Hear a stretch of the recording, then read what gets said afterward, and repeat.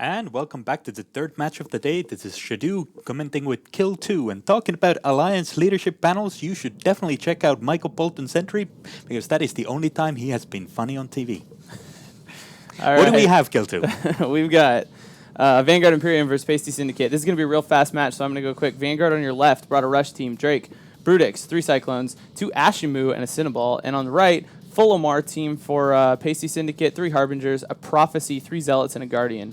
What it looks like is every single one of them has warped into the beacon at 0. This match is going to be over very quickly. Aside from that Cinnaball, Spyra Gyra is the only one who has wussied out of the fight and decided to look what's going to happen from a distance. And I should mention also, before we get started, we're getting started right now, but Vanguard actually brought too many points to the match. So this isn't everything they wanted on the field, and they were over by like 18 points. So they've had some stuff removed. And the fight is underway, and damage is getting spread out everywhere. Looks like Vanguard is doing the approach of shoot what you want with no fleet commanding whatsoever taking place. And there's a lot of con flag ammo going around, if I'm not mistaken. That's a little unusual, isn't it? It's a little bit. Well, they both warped in at 0 and probably realized that both sides are fielding a comedy rush team. Neither one of them strong, neither one of them something that you would field in a real match. It's just a brawl, a straight out fight brawl. Yeah, I mean, Paisti really just needed to get like 20 points to make sure that there was no chance they could miss the group, that they could not get through. And this team took care of that pretty quick. And ships are dropping really fast. We're not calling them all out, but obviously we've already lost both Ashimus, which are actually sort of expensive, I assume, and we lost some other battle cruiser up there above the Cyclones. And I think it was the Brutix. That's right, Ashimus, of course, are the weapons, and the Paisti Syndicate needs to get close to get in range of the bolts. So they wanted to get in there quickly, and they wanted to deal with those Ashimus very quickly as well.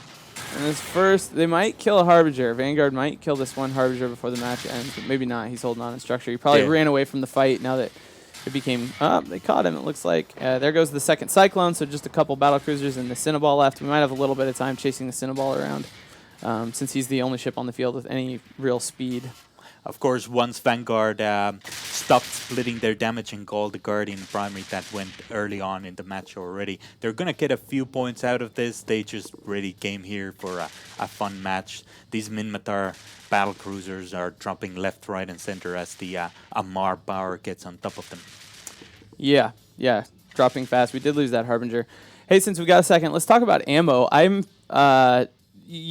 We see Conflag here. Most of the time we see Amar Navy multi-frequency, which is a faction ammo.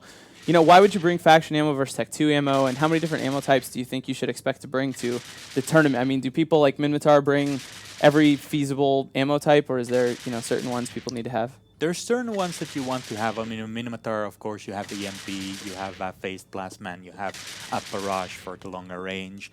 On the Amar side, I mean, why wouldn't you bring every single ammo type out there? I mean, it's not going to take a lot of space. It's probably not running a lot of local injectors, so why not? And Spyra Gyra is the only one my ex-corp made, in fact, from Ireland. From the country near Cork, I believe.